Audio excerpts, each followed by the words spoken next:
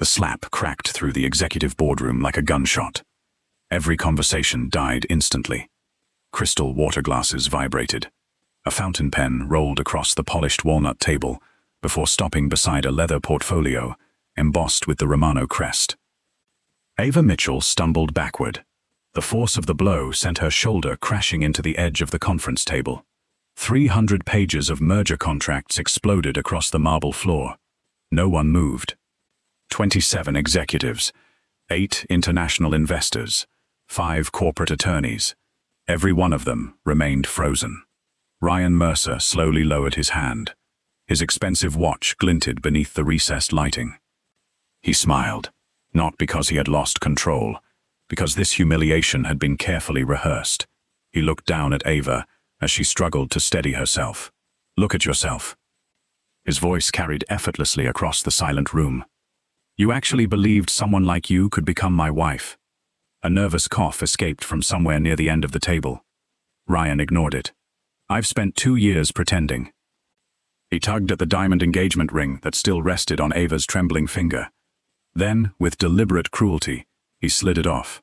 The tiny diamond bounced twice across the marble before disappearing beneath the conference table. I was embarrassed every time people assumed we belonged together. Ava's breathing became shallow. She didn't reach for the ring. She couldn't. Every muscle in her body had locked. Ryan wasn't finished. "You know what the board whispers?" He laughed. "They don't see a future executive's wife. They see an overweight assistant who got lucky." His eyes swept over her body. "You're not wife material." Silence. Then he delivered the final blow. "I only stayed because I pitied you." Someone quietly whispered, "Oh God." Not because of Ryan, because every person in that room suddenly realized something terrifying. The chairman still hadn't spoken. At the far end of the 20-foot table sat Damian Romano. He hadn't moved. He hadn't looked up. He was calmly signing the final page of a shipping contract with a black fountain pen. When he finished, he capped the pen, placed it perfectly parallel with the folder. Only then did he lift his eyes. The temperature inside the room seemed to drop. No one could explain why. Damian wasn't glaring. He wasn't angry. His face revealed absolutely nothing. Yet every executive instinctively lowered their eyes. Marcus Hale, Damian's chief of security, subtly touched the earpiece hidden beneath his collar. Without waiting for instructions, he already knew what was coming. Ryan mistook the silence for weakness. He straightened his tie. "Mr. Romano, I apologize for the disruption. But personal matters should stay personal. I'll have HR assign Miss Mitchell to another department." Damian finally stood. The sound of his chair sliding across marble echoed through the room. No one breathed. He walked slowly around the table, not toward Ryan, toward the scattered papers. He knelt. The most feared businessman in New York lowered himself onto one knee and quietly began collecting the contracts himself. Page by page, every document was straightened, every corner aligned. Only when the stack was perfect did he place it gently into Ava's shaking hands. "You printed these yourself?" It wasn't a question. Ava nodded weakly. "Yes. You corrected 17 errors legal never noticed." Another nod. "You stayed until 3:21 this morning." She stared at him. "You knew?" "I know who protects my empire." A tear escaped despite her desperate effort to hold it back. Damian looked at the tear for only a second. Then he turned toward Ryan. There was no hatred. Only absolute calm. "Repeat it." Ryan frowned. "I'm sorry?" "The sentence." Ryan laughed nervously. "I only said she isn't wife material." Damian held his gaze. "Again." Ryan swallowed. Perhaps for the first time, he felt something resembling fear. Still, his pride refused to bend. "I said, she isn't wife material." Damian nodded once. "Very well."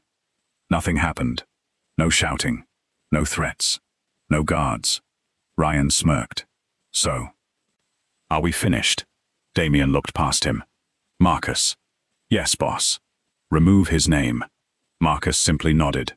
"No further instructions." "None." Marcus pressed one finger against his earpiece. Execute Black Protocol. Then he fell silent. Ryan laughed. That's it? You think mysterious code words impress me? Nobody answered. 30 seconds later, Ryan's phone vibrated. He glanced at the screen. Private bank. He rejected the call. It rang again. Annoyed, he answered. What? The color drained from his face. What do you mean my accounts are frozen? He looked toward Damien. This is illegal. Nobody responded. The phone rang again. Mercer Capital. Our board has unanimously voted to remove you as managing partner. What?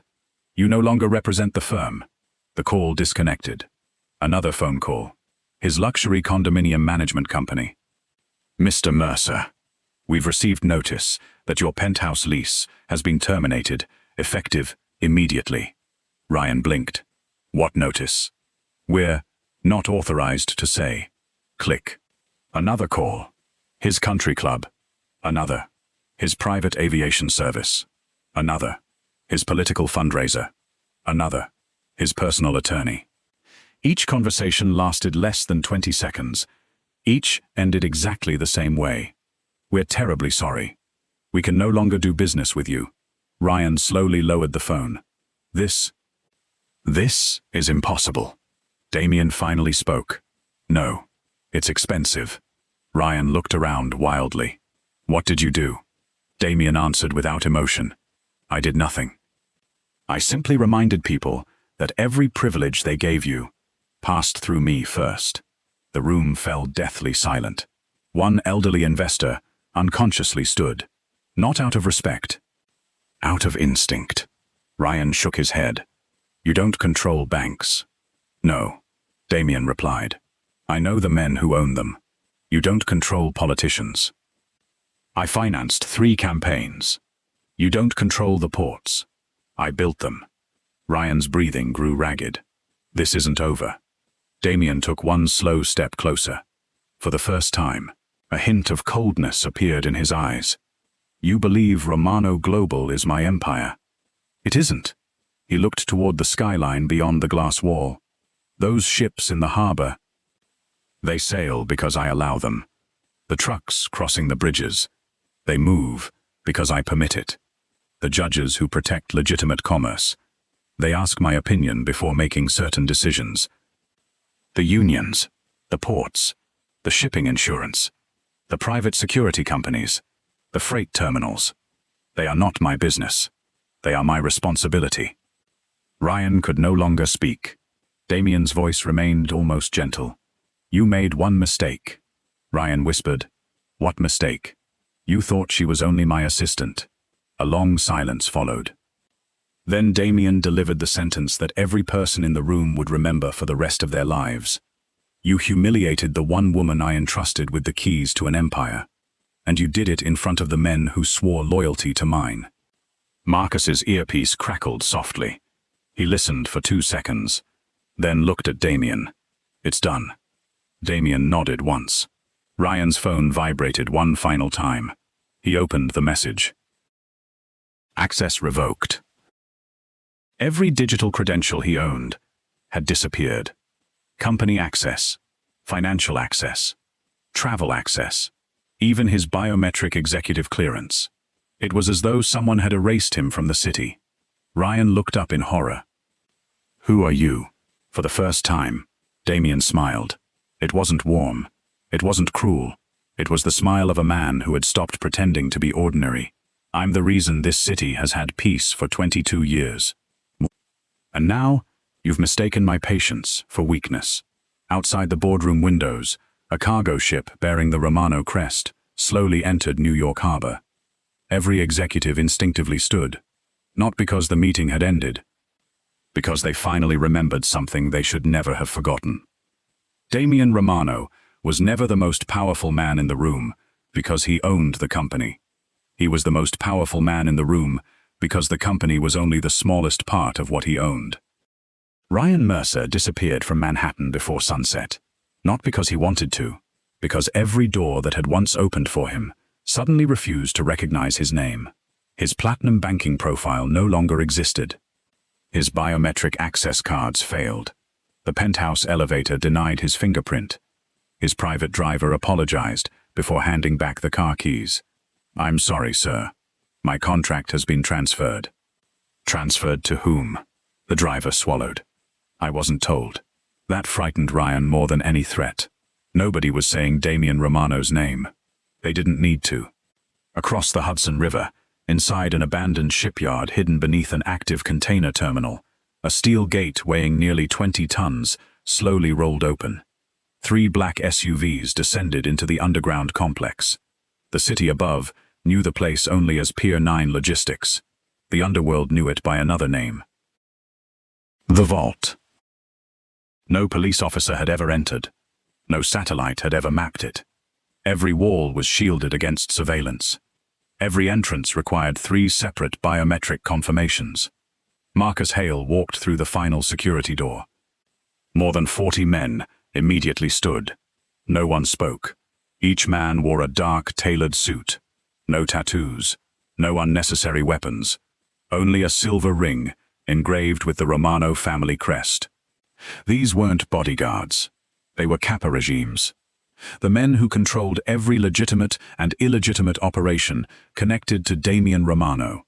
Shipping, ports, private banking, cargo insurance, international freight, luxury casinos, security firms, political donations, even humanitarian foundations.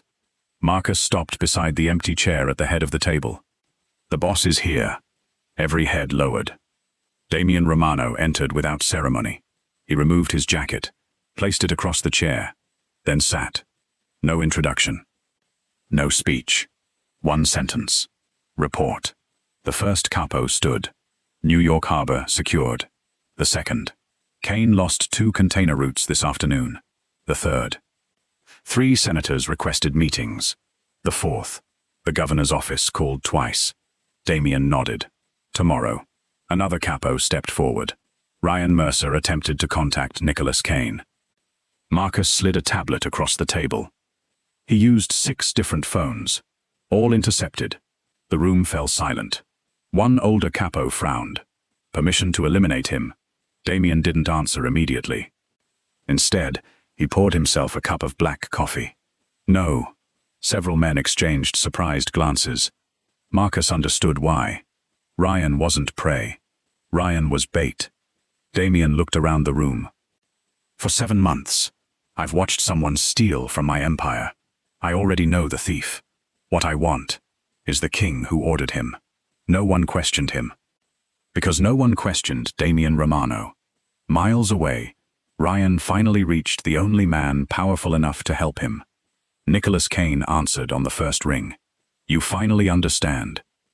Ryan's voice shook. "He destroyed my life." Nicholas laughed softly. "No. He removed your mask. You said he'd never move against me. I said he wouldn't move without purpose." Ryan slammed his fist onto the steering wheel. "You have to protect me." Silence. Then Nicholas replied, "I protect investments. You are no longer one." The line disconnected. Ryan stared at the dark screen. For the first time, he realized he had become disposable. Meanwhile, Ava couldn't sleep. Everything she believed about Damian Romano had shattered. She had worked beside him for 5 years. She knew how he drank his coffee. She knew every meeting on his calendar. She knew which investors annoyed him, which charities he secretly funded, which books sat on his office shelves. Yet, she had never known any of this. She stepped onto the balcony outside her apartment. Manhattan glittered beneath the night sky. Her phone vibrated. A single message. "Mr. Romano requests your presence." No address. Only GPS coordinates. She hesitated, then called Marcus. "I've never been there." "You haven't. Should I be worried?" Marcus answered honestly. "No. You should be honored." 20 minutes later, her taxi stopped before an ordinary warehouse on the Brooklyn waterfront. No company logo. No security signs. Nothing remarkable. Until the steel gates opened by themselves. Inside, 8 armed men examined the taxi before allowing it through. Another gate. Another checkpoint. Another. The deeper she traveled, the less the place resembled a warehouse. Finally, the vehicle entered a vast underground chamber. Ava slowly stepped out. She stopped breathing. An enormous digital map of New York covered one wall. Thousands of tiny lights blinked continuously. Cargo vessels, freight trains, truck convoys, financial transfers, emergency response units, weather systems, port traffic. Every moving piece of the city's commercial infrastructure appeared in real time. It looked less like a business headquarters and more like a military command center. Marcus approached quietly. "Welcome to the part of Romano Global that doesn't exist." Ava looked around. Dozens of analysts monitored enormous screens. Former military officers coordinated shipping routes. Cybersecurity specialists tracked encrypted communications. Intelligence teams translated conversations in 6 different languages. She whispered, "What is this?" Marcus smiled faintly. "This is how New York continues functioning without realizing who's holding it together." At the far end of the room, Damien stood alone before another digital wall. Without turning around, he spoke. "You finally know." Ava walked closer. "I thought I worked for a corporation." "You do. And this? This protects it." She watched dozens of shipping lanes illuminate across the Atlantic. "You're monitoring everything. Everything that feeds the city. Food, medicine, fuel, shipping. If chaos reaches the ports, it reaches every home." She looked at him differently now. "You aren't protecting an empire." Damien remained silent. She continued, "The empire is protecting the city." For the first time, a faint smile crossed his face. "Most people see power. You noticed responsibility." Marcus interrupted. "We've intercepted another encrypted transmission." The largest screen changed instantly. A satellite image appeared. Several cargo containers. One warehouse. One familiar face. Ryan Mercer. Meeting someone. The image sharpened. Ava's heartbeat stopped. Standing opposite Ryan was Nicholas Kane. The man intelligence agencies had spent 12 years trying to connect to organized crime. Marcus looked toward Damien. "We can take them now." Damien folded his hands behind his back. "No, they're finally standing on the same chessboard. I want to know who moves next." Ava stared at him. "You've known all along." Damien nodded once. "I've never been chasing Ryan.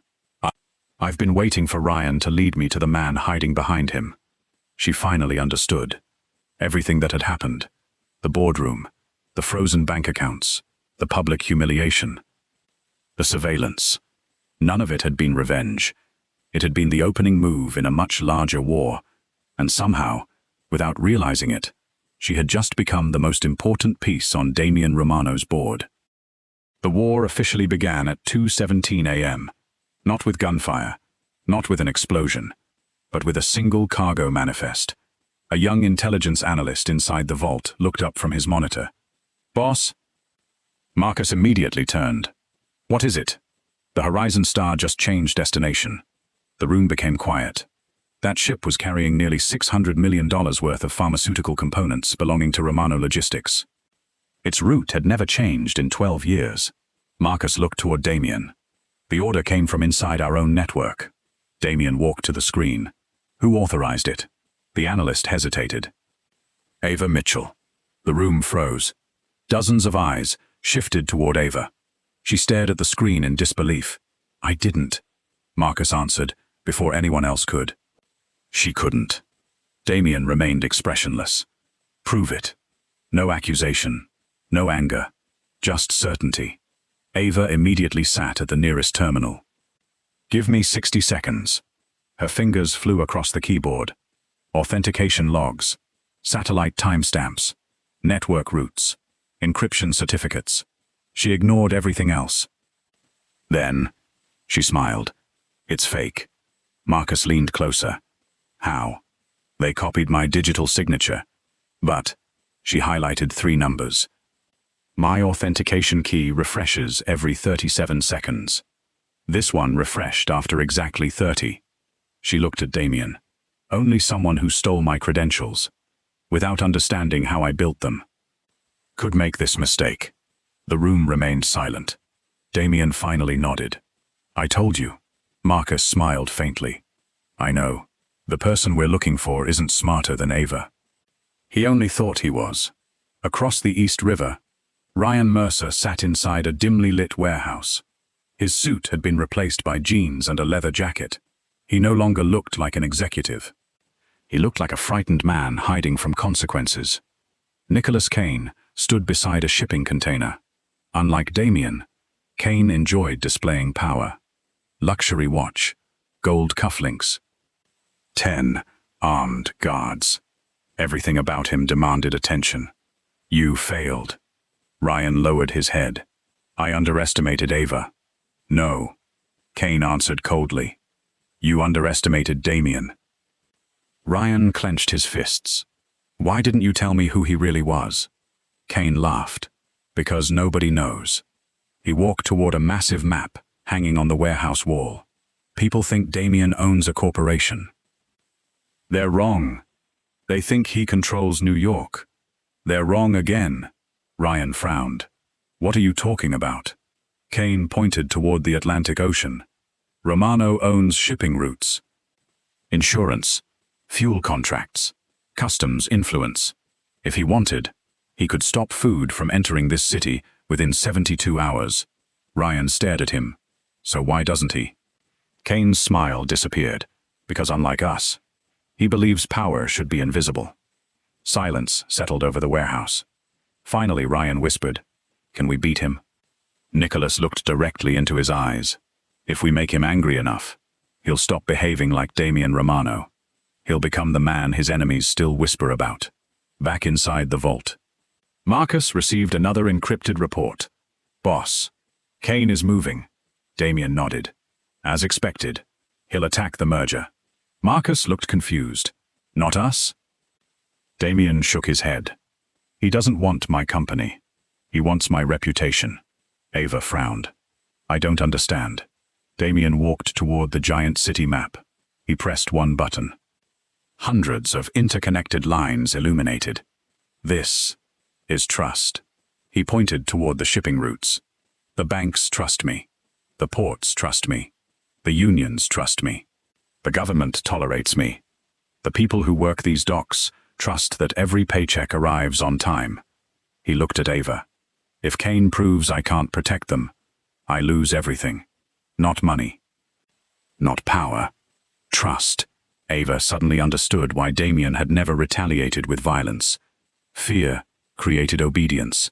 Trust created empires. 3 days later, the billion-dollar merger officially began. Representatives from 5 countries filled Romano Tower. Television crews waited outside. Financial markets watched every announcement. Everything appeared perfect. Exactly as Kane wanted. At precisely 10:42 a.m., every monitor inside the building suddenly went black. Emergency alarms activated. Trading systems shut down. Shipping schedules disappeared. Container tracking vanished. One by one, phones across the room began ringing. Boss, we've lost Singapore. Rotterdam just disconnected. Hamburg too. Marcus listened to another call. The banking network is under attack. Someone had launched a coordinated cyber assault against every system connected to Romano Logistics. Investors erupted into panic. The stock price began falling. News channels interrupted regular programming. Romano Global under coordinated attack. Exactly as Kane had planned. Marcus reached for his weapon. Give the order. Damien calmly shook his head. No! Everyone stared at him. Our enemies believe we're blind. He turned toward Ava. Are we? She looked at the frozen screens, then at the emergency backup server. Her eyes widened. No. They're attacking what they think controls the company. She smiled. But not what actually does. Damien nodded. Show them. Ava walked toward an old metal cabinet, tucked into the corner of the command center. Marcus looked confused. I thought those servers were retired. They are, Damien answered. For everyone except us. Ava inserted a heavy brass key, then another. Finally, she placed her palm against an old biometric scanner. The steel cabinet unlocked. Inside sat an entirely independent network. No internet. No cloud. No outside connections. Everything operated through encrypted private fiber lines built years before. Marcus stared in disbelief. I never knew this existed. Damien replied quietly. Only 3 people did. You, me, and Ava. She activated the system. Within seconds, every shipping route reappeared. Every financial ledger synchronized. Every container resumed transmitting. Outside the building, news anchors abruptly changed their headlines. Romano Global restores operations in under 4 minutes. Market prices recovered instantly. Kane's attack had failed. But something else appeared on Ava's monitor. A hidden transmission. Not outgoing, incoming. She enlarged the packet. A confidential file materialized. Its title sent a chill through the room. Romano Succession Protocol. She looked at Damien. What is this? For the first time since she had met him. He hesitated. Marcus slowly looked away. The entire command center fell silent. Damien walked toward the screen. His voice became unusually quiet. It was never supposed to be opened. Ava swallowed. But it just was. She clicked the file. One sentence appeared. If Damien Romano dies, all control of the Romano Empire transfers to Ava Mitchell. Every person in the room stopped breathing. Ava turned toward Damien in disbelief. You made me your successor. Damien met her eyes. No. I made you the only person I trust to ensure this city doesn't burn. Before anyone could speak again, every light inside the vault suddenly went out. Emergency generators failed. The command center was plunged into darkness. Then a single red message illuminated every screen. Checkmate. Nicholas Kane. Darkness swallowed the vault for exactly 3 seconds. Then, emergency lights flooded the command center with a deep crimson glow. No alarms, no panic, no shouting. More than 100 operators remained perfectly still. Ava looked around in disbelief. There, not reacting. Marcus calmly holstered the pistol he had instinctively drawn. They're waiting. For what? The boss. Damien stood motionless beneath the red emergency lights. He didn't even glance at the monitors. Instead, he checked his watch. 7 seconds. 8, 9. On the 10th second, every screen returned to life. The city map reappeared. Shipping routes resumed. Communications were restored. Only one screen remained red. Checkmate. Nicholas Kane. Damien looked at the message, then quietly smiled. So, you finally played your queen. Marcus understood immediately. You expected this. I designed it. Ava stared at him. You let him into the system. Damien slowly turned. No, I let him believe he got in. He walked toward the enormous digital map. One touch. The city disappeared. Another map emerged beneath it. Far larger, far more detailed.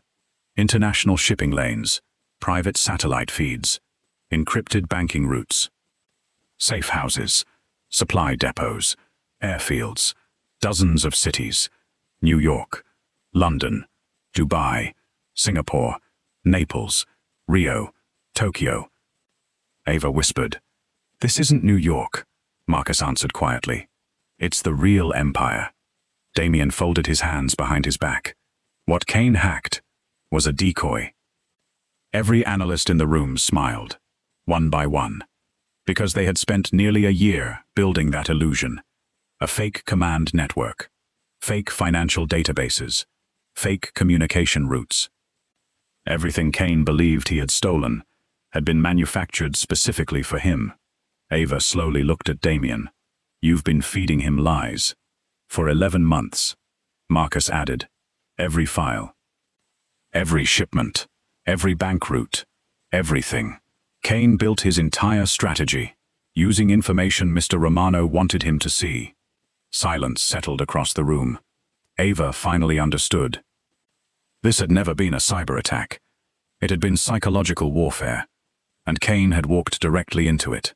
Across the river, Nicholas Kane stood inside his own command center. His men erupted into celebration. We're inside. We've got their financial backbone. We have every shipping route. Ryan finally smiled for the first time in days. I told you. He can bleed. Nicholas watched the data streaming across dozens of monitors. Something felt wrong. Too easy. He frowned. Verify the cargo movements. An analyst froze. Sir, the ships aren't moving. What? They're still following Romano schedules. Another analyst spoke. The banking network. It never disconnected. A third voice. Sir, these account numbers don't exist. Nicholas slowly turned. What did you say?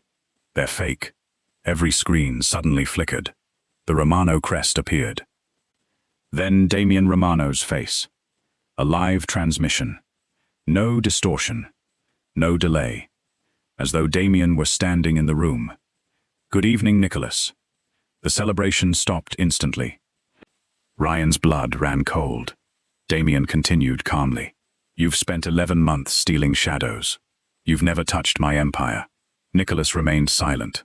You wanted to know where I keep my power. Damian looked directly into the camera. I keep it inside people. The transmission changed. Hundreds of photographs appeared.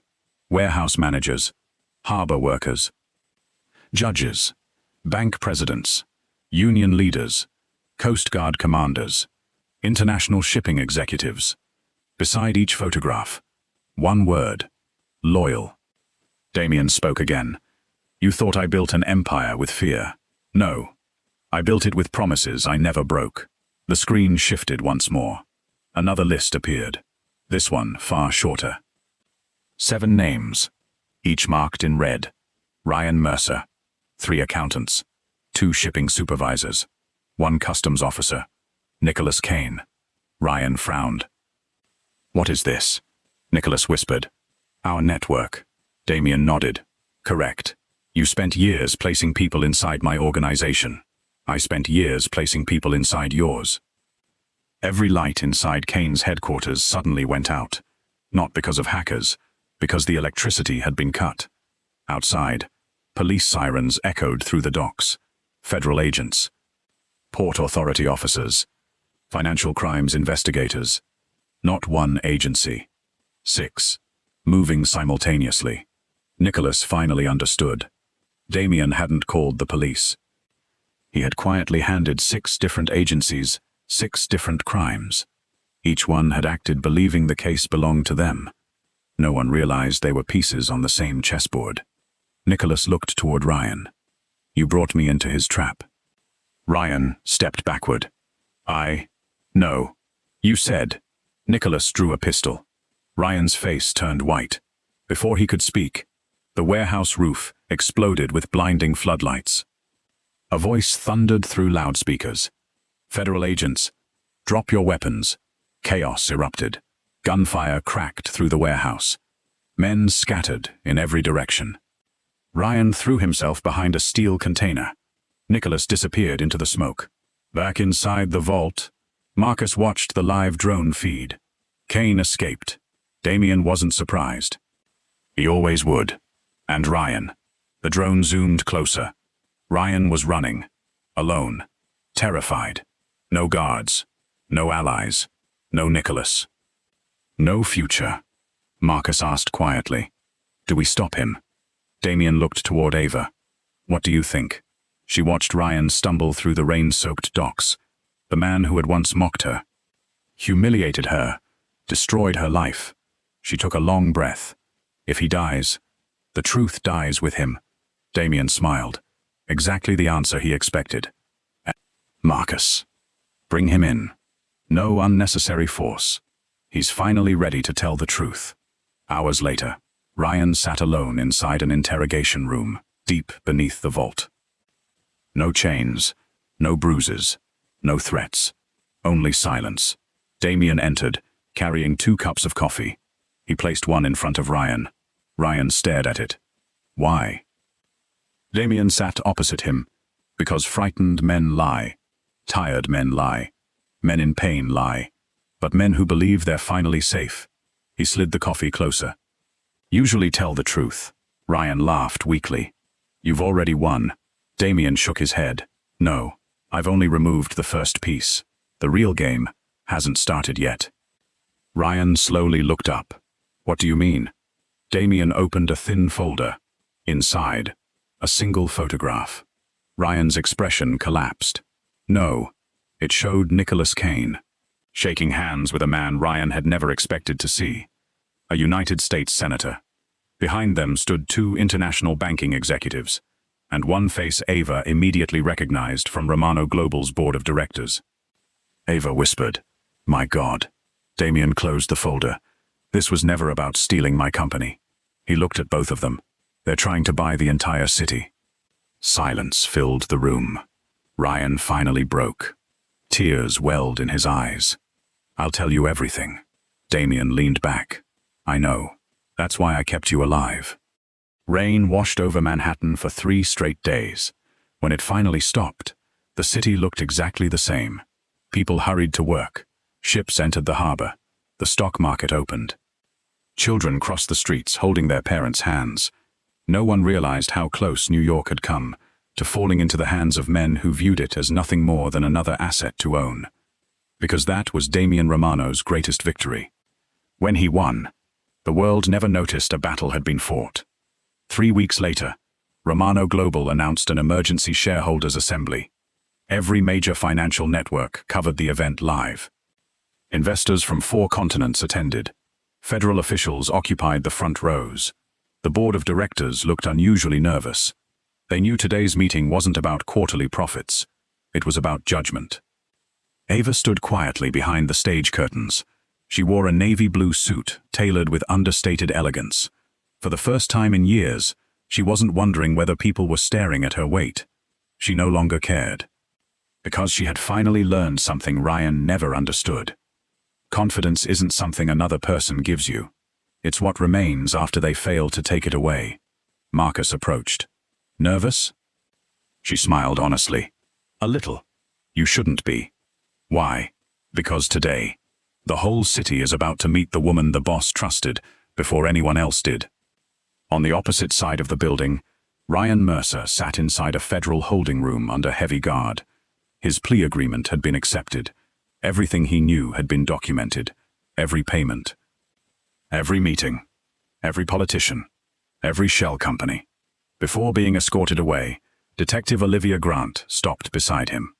"One question." Ryan looked up. "What?" "When did you realize you had already lost?" Ryan laughed quietly. "The day Damien looked at me." Instead of shouting. Olivia frowned. "That's your answer?" Ryan nodded. "If he had been angry, I'd have had a chance. But he wasn't. He'd already calculated every move I was going to make." Ryan looked toward the courtroom window. "I wasn't fighting a man. I was fighting someone who had been planning 7 moves ahead for years." The shareholders' meeting began exactly at 10 o'clock. The massive auditorium fell silent as Damien Romano walked onto the stage. No introduction. No applause. Only respect. He stood before the microphone. For 22 years, Romano Global has existed because people believed one promise. If you build honestly, if you work honestly, if you protect those beside you, we will protect you. He paused. In recent weeks, that promise was tested. Large screens illuminated. Evidence appeared. Not sensational headlines. Not dramatic videos. Only facts. Financial records. Wire transfers. Signed confessions. Government indictments. Every document connected Nicholas Kane's organization to corporate espionage, bribery, market manipulation, and organized financial crime. The evidence spoke for itself. Then Damien surprised everyone. He closed the presentation. "I'm not here to celebrate. I'm here to introduce the person who actually saved this company." He turned toward the side entrance. "Ava." The auditorium slowly turned. Ava walked onto the stage. Hundreds of executives rose instinctively. This time, no one saw an assistant. They saw the woman who had quietly prevented the collapse of one of the world's largest logistics empires. Damien stepped aside, giving her the center of the stage. Not because she needed permission to stand there, because she had earned it. Ava looked across the audience. Only a month earlier, this same room had watched her life fall apart. Now, those same people waited to hear her speak. She took one steady breath. I've spent years believing that if I worked hard enough, eventually someone would notice. She smiled gently. I was wrong. The room listened carefully. People don't always notice. Sometimes they underestimate you. Sometimes they laugh. Sometimes they leave. She paused. But your value has never depended on their opinion. Silence. Then applause. Not because of polished words. Because everyone recognized the truth in them. After the meeting, most executives left. Only Damien and Ava remained in the now empty boardroom. It was the very room where everything had begun. The sunlight reflected across the same marble floor where her engagement ring had once rolled away. Damien walked toward the large window overlooking the harbor. Without turning around, he asked, "Do you remember what Ryan said?" Ava nodded. "He said I wasn't wife material." Damien smiled faintly. "No. He said something much more revealing." She looked at him. He told the world he only knew how to measure appearances. He turned toward her. "I measure something else." "What?" "Loyalty, competence, courage, the ability to carry responsibility when nobody is watching." He took a slow step closer. The qualities that keep empires alive. For a long moment, neither of them spoke. Then Damien reached into his briefcase. He removed a slim black folder. Ava opened it. Her eyes widened. It wasn't another employment contract. It wasn't stock options. It was a revised corporate charter. Across the first page, beneath Damien Romano's signature, were the words, "Chief Executive Partner, Ava Mitchell." She looked up in disbelief. "You built this company." He shook his head. "I built the structure. You built the trust inside it." She laughed softly. "I still don't understand why you trusted me before anyone else." Damien looked out toward the harbor, where hundreds of Romano cargo ships moved steadily through the water. "When I was 28, an old man taught me something. He said, 'Never choose the loudest person in the room. Choose the one still working after everyone else has gone home.'" He met her eyes. "I started watching you 5 years ago. You never knew. I watched you solve problems without asking for credit. I watched you protect people who could never repay you. I watched you stay loyal even when nobody thanked you. I didn't choose you because I needed an assistant. I chose you because one day, I knew I'd need someone worthy of protecting everything I'd spent my life building." Tears filled Ava's eyes. Not because of romance. Because, for the first time in her life, someone had seen her completely. Not her appearance, not her insecurities, her character. She finally understood why Damien had never tried to rescue her from becoming stronger. He had simply refused to let the world convince her she was ordinary. She signed the charter. Damien extended his hand. She took it, not as his employee, not as someone who owed him gratitude, but as an equal, as partners. Perhaps, one day, something more. Outside the boardroom, Marcus watched through the glass for a brief moment before quietly walking away. One of the younger security officers smiled. "Should we go in?" Marcus shook his head. "No. The city will always need a man powerful enough to protect it." He glanced back toward Damien and Ava. "And every powerful man eventually needs one person he trusts more than power itself." Far below, the Romano fleet continued moving through New York Harbor. The city never knew who had saved it. It never knew how close it had come to disaster. And Damien Romano preferred it that way. Because true power was never about making the world fear your name. It was about carrying a burden so quietly that the world never realized you had been holding it all along. Thank you for watching. If this story reminded you that true strength is measured by character, loyalty, and integrity, not appearance or status, leave a comment and tell us which moment stayed with you the longest. Don't forget to like, subscribe, and turn on notifications for more unforgettable stories of courage, justice, and extraordinary people who discover their true worth when the world least expects it. He laughed, a cruel, echoing sound in the quiet restaurant. "Let's be real, Chloe. You're too big for me." Before the tears could even sting my eyes, a shadow materialized. A sickening crunch shattered the silence, followed by a dark, lethal whisper. "She is perfect, and you are finished." The reservation at Laura Chicago's most notoriously exclusive dining room had taken 3 months to secure.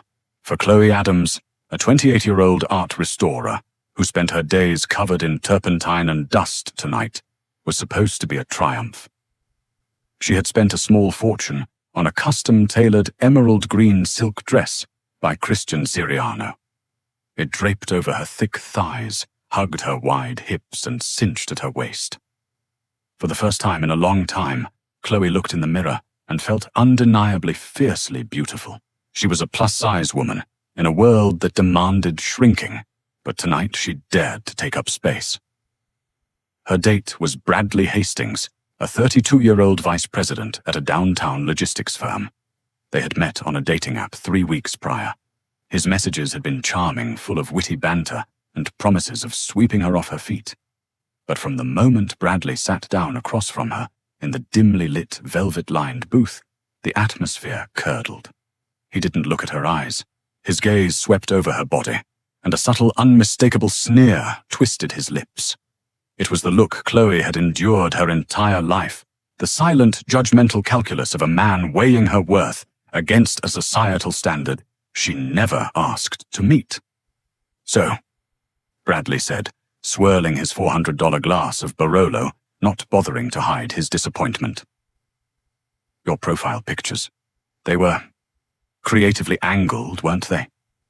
Chloe's heart plummeted, hitting her stomach like a lead weight. "Excuse me," she asked, her voice trembling just a fraction. "Look, let's not play games." Bradley sighed, leaning back and crossing his arms. He flagged down a waiter without looking at him. "I'll have the Wagyu ribeye, and for the lady just the house salad. Vinaigrette on the side."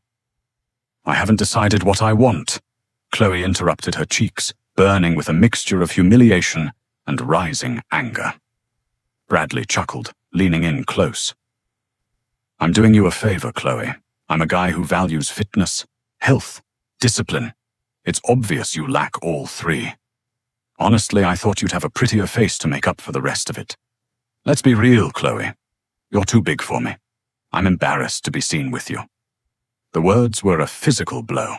The ambient hum of the restaurant faded into a high-pitched ringing in Chloe's ears.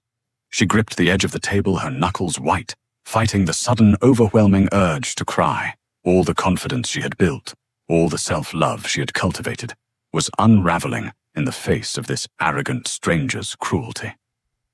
She started to push her chair back. "I'm leaving?" "Good," Bradley muttered, taking a sip of his wine. "You can pay for the valet." Before Chloe could stand, a sudden drop in the room's temperature seemed to freeze the air itself. The chatter around them died instantly. A heavy, suffocating silence fell over Laura. A man stepped out of the shadows of the VIP alcove. He moved with the terrifying, silent grace of an apex predator. He was tall, broad-shouldered, dressed in an immaculate charcoal Tom Ford suit that looked tailored to conceal the raw violence humming beneath the fabric. His face was a masterpiece of harsh angles and cold authority framed by dark, swept-back hair. A faint silvery scar jagged across his left jawline. This was Lorenzo Romano. To the society pages, he was a reclusive real estate mogul. To the Chicago underworld, he was the don of the Romano Syndicate, a man who ruled the city's dark arteries with an iron, blood-stained fist. Lorenzo didn't look at Chloe. His pitch-black eyes were locked entirely on Bradley, radiating a murderous intent so pure it made Chloe stop breathing. "Excuse me, pal. We're having a private conversation." Bradley snapped, oblivious to the fact that every waiter and patron in the vicinity had suddenly frozen in sheer terror. Lorenzo's hand shot out with the speed of a striking viper. He didn't grab Bradley's collar. He clamped his large, calloused hand directly over the lower half of Bradley's face. The sickening, wet crunch of bone snapping echoed like a gunshot in the silent restaurant. Bradley let out a muffled, gurgling shriek, his eyes rolling back in agony as his jaw was violently dislocated and fractured under the crushing pressure of Lorenzo's grip. Blood spilled from Bradley's lips, staining his crisp white collar. Lorenzo shoved the whimpering man backward, sending him crashing out of his chair and onto the imported Persian rug. Lorenzo pulled a monogrammed silk handkerchief from his pocket, methodically wiping a single drop of Bradley's blood from his knuckles. He looked down at the writhing man with absolute disgust. "She is perfect." Lorenzo's voice was a low, guttural rasp that commanded the room. "And you are finished. If I ever see your face in my city again, I won't just break your jaw, I will take your head." He tossed the bloody handkerchief onto Bradley's chest. Then Lorenzo turned his gaze to Chloe. The homicidal coldness in his eyes vanished, replaced instantly by a burning, intense reverence that pinned her to her seat. He extended a large, scarred hand toward her.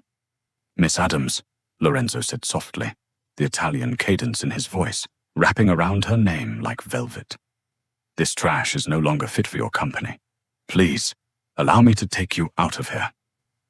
Chloe stared at the hand, then at the man bleeding on the floor, and finally into Lorenzo's mesmerizing, dangerous eyes. Logic screamed at her to run, but something deeper, an undeniable magnetic pull, made her lift her trembling hand and place it into his. His grip was warm, solid, and incredibly gentle. "My car is waiting," he murmured, leading her out of the stunned restaurant, as if they were the only two people in the world.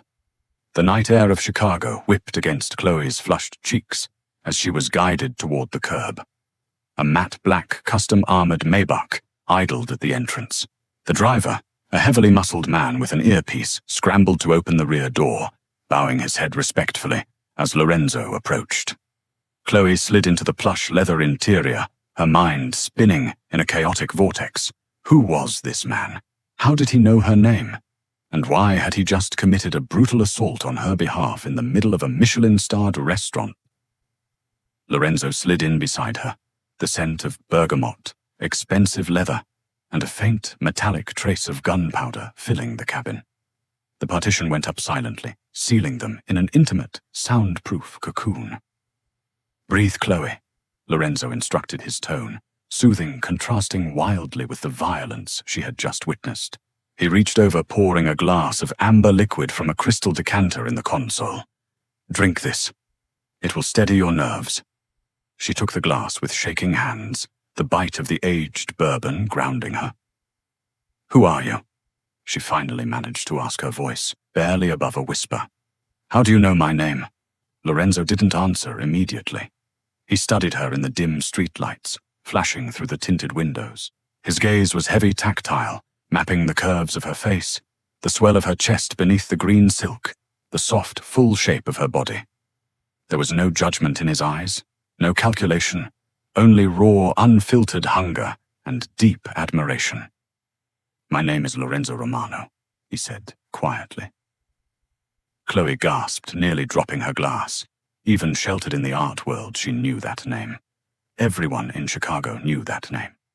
It was whispered in fear. The Romanos controlled the docks, the unions, and half the politicians in the state. You're the Mafia," she stammered, pressing herself against the door. "I am a businessman who protects what is his," Lorenzo corrected smoothly.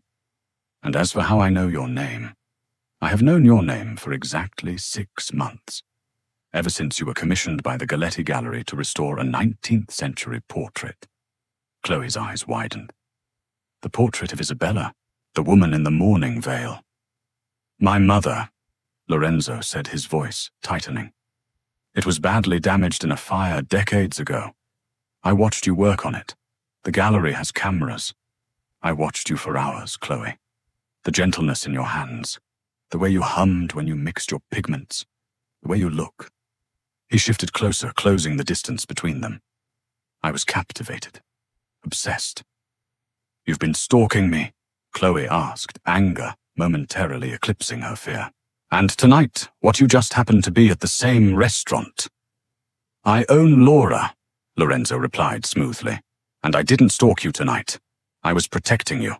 Bradley Hastings wasn't just a bad date, Mia Cara." Lorenzo pulled a sleek tablet from the console and tapped the screen, holding it up for her to see. It displayed financial records, gambling debts, and surveillance photos of Bradley meeting with dangerous-looking men in cheap tracksuits.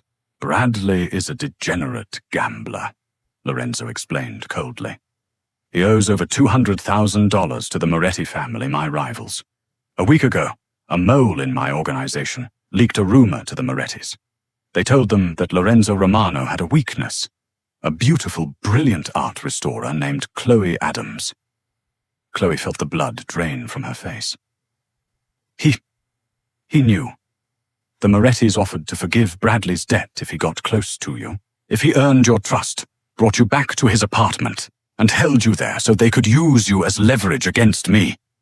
Lorenzo's jaw clenched, the scar pulling taut against his skin.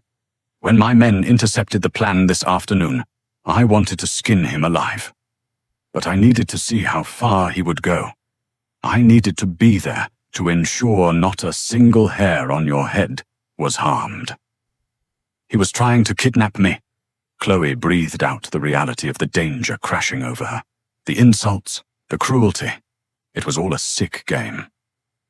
"He tried to break your spirit before he broke your life," Lorenzo said, his voice dropping to a dangerous rumble. He reached out his knuckles lightly, grazing the exposed skin of her shoulder. Chloe shivered, not from fear, but from the sudden electric jolt of his touch. "He called you too big," Lorenzo scoffed, genuine fury lacing his words.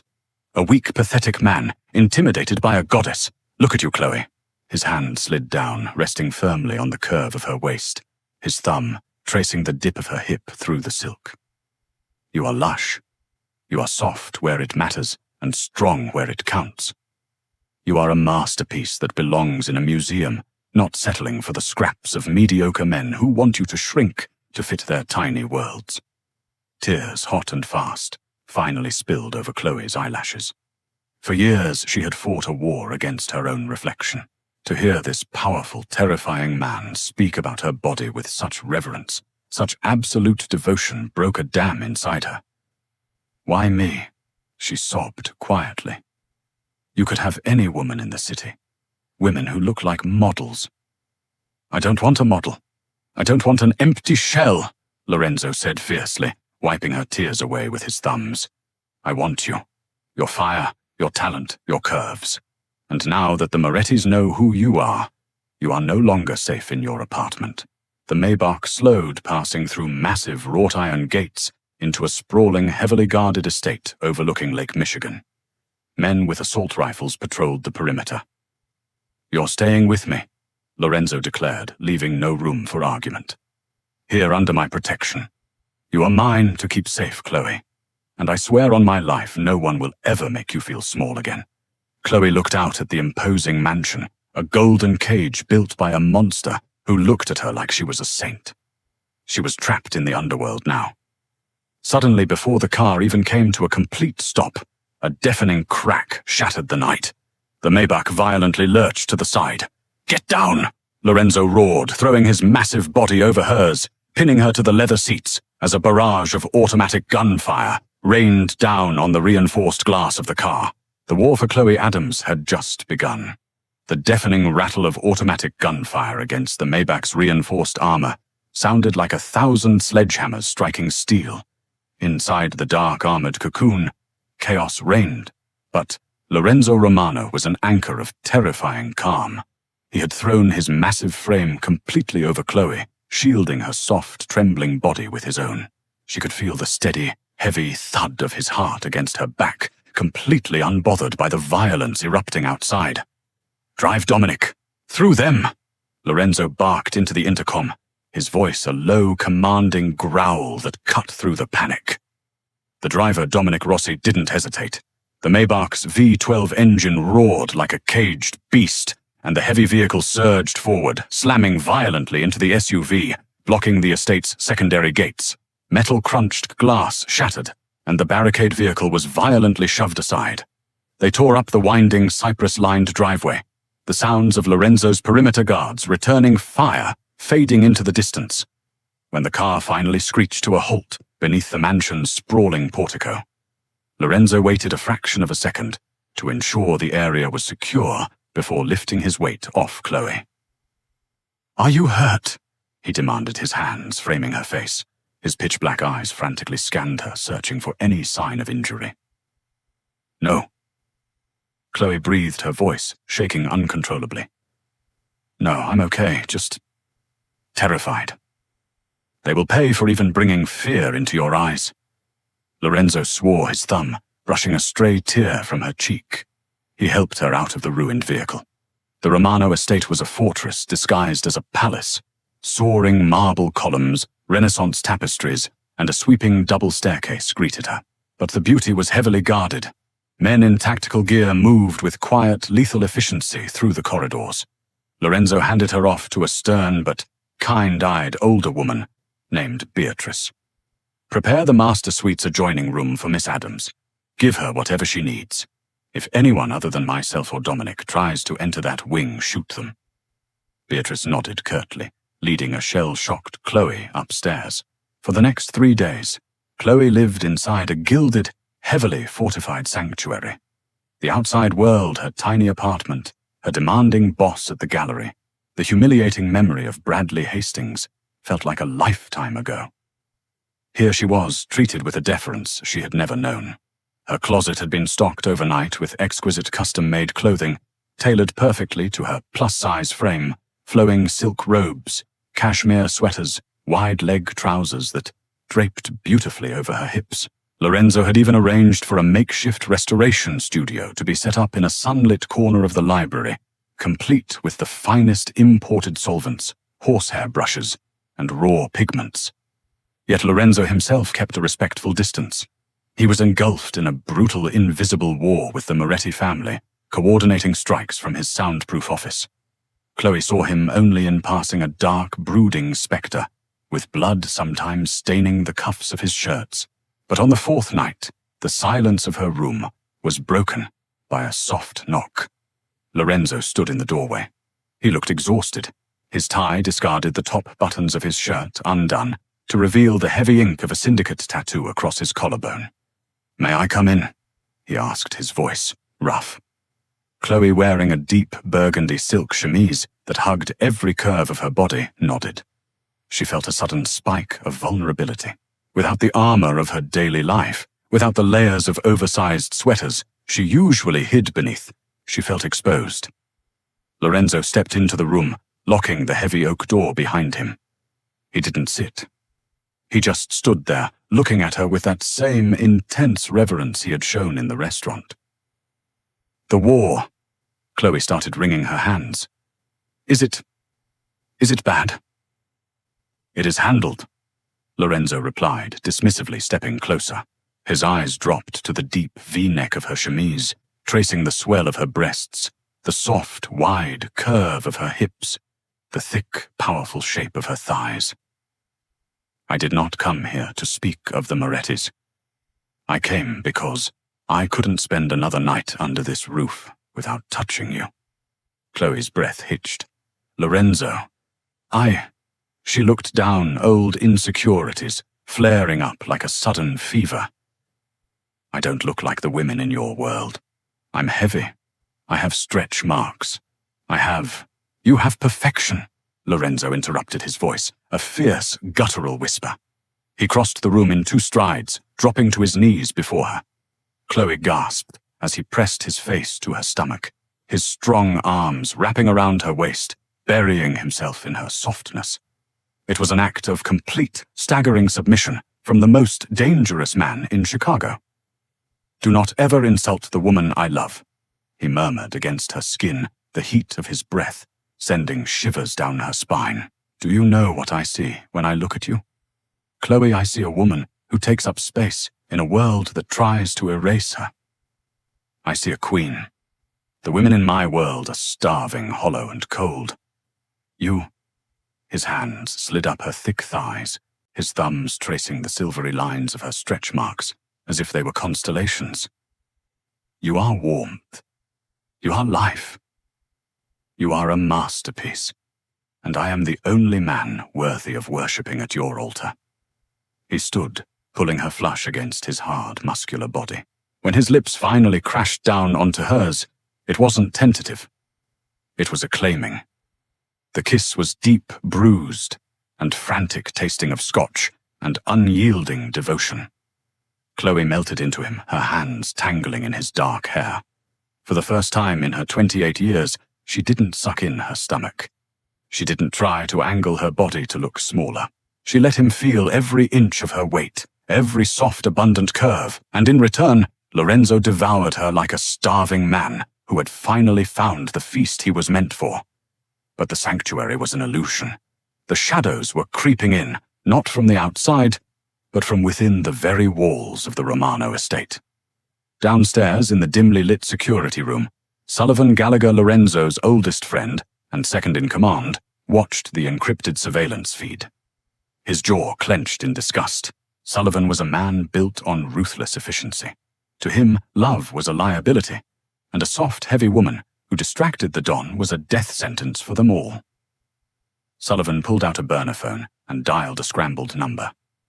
"It's Gallagher," Sullivan whispered into the receiver. "The boss is blind. He's risking the entire syndicate for this girl. Tomorrow Lorenzo meets with the Irish unions at the docks. He'll take his top guard.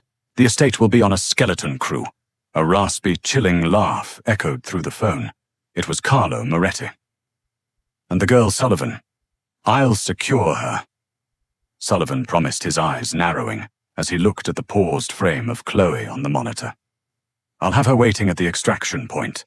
You take the girl, you end the war, and I take over the Romano syndicate. Do we have a deal?" "Consider it done," Moretti replied. The mole had finally made his move. The next afternoon, the estate was unsettlingly quiet. A heavy storm had rolled in off Lake Michigan, casting the mansion in slate-gray shadows and rattling the towering windows. Lorenzo had left 2 hours prior with a convoy of his best men, his parting kiss still burning on Chloe's lips. He had promised to return by nightfall to finally end the conflict. Chloe was in the library, the scent of turpentine and aged varnish filling the air as she meticulously worked on a damaged 18th century landscape. The delicate, precise work grounded her. It made her feel like herself again. The heavy mahogany doors clicked open. Chloe didn't look up, assuming it was Beatrice bringing her afternoon tea. "Leave it on the desk, Beatrice. Thank you," Chloe murmured, swapping a fine-tipped brush for a cotton swab dipped in solvent.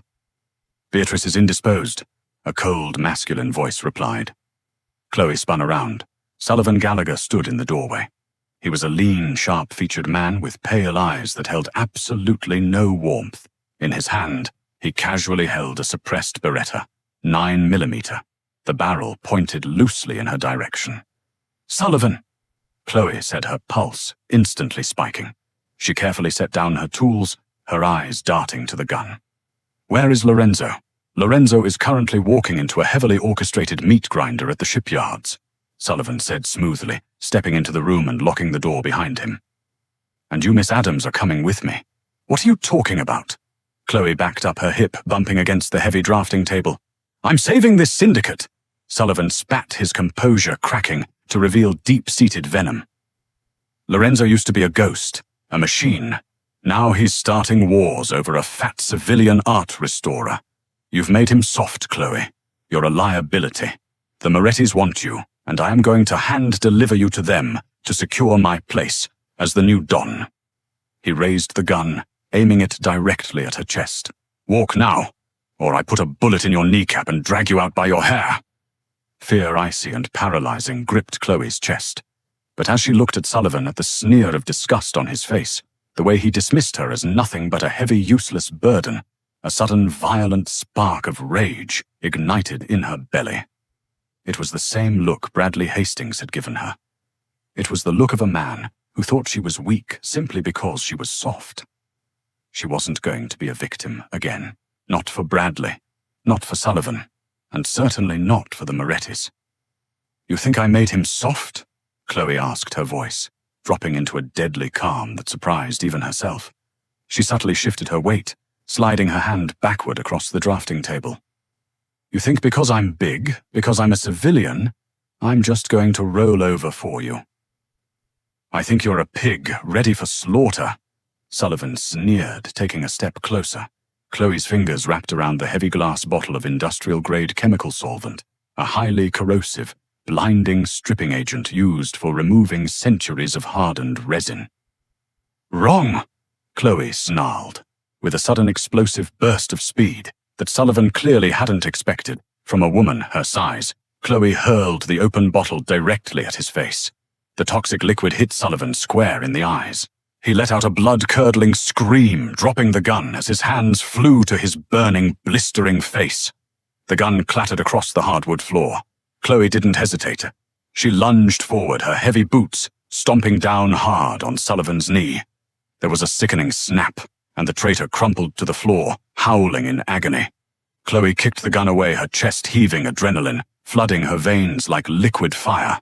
She grabbed a heavy bronze bookend, shaped like a gargoyle from the nearby shelf, raising it high above her head, ready to crush his skull if he tried to stand.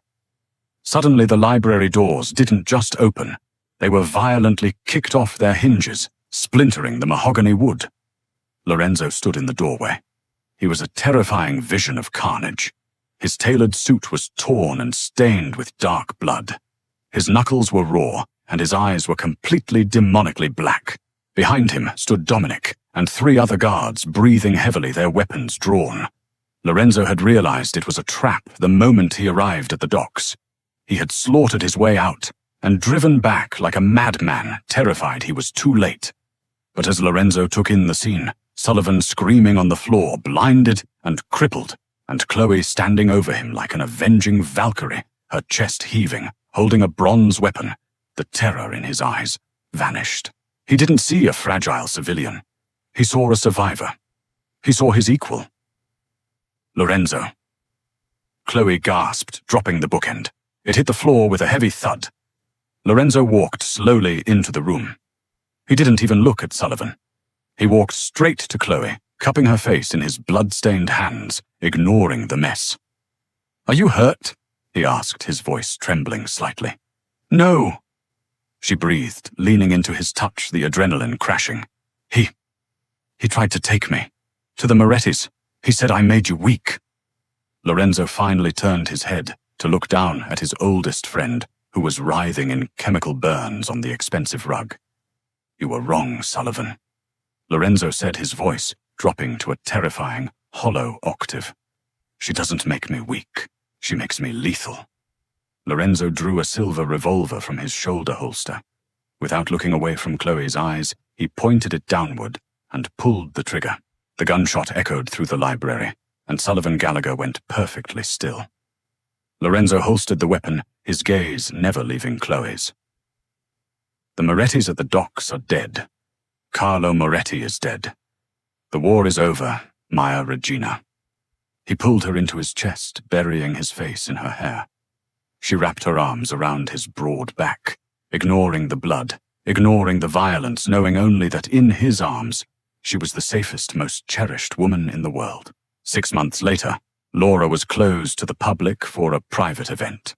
The velvet booths and dim lighting remained, but the atmosphere was entirely different.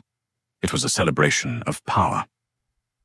At the head table sat Lorenzo Romano, the undisputed king of the Chicago underworld, and beside him, wearing a breathtaking custom-made gown of midnight blue silk that accentuated every lush, glorious curve of her body, sat Chloe. She wore a heavy diamond necklace that rested beautifully against her collarbone.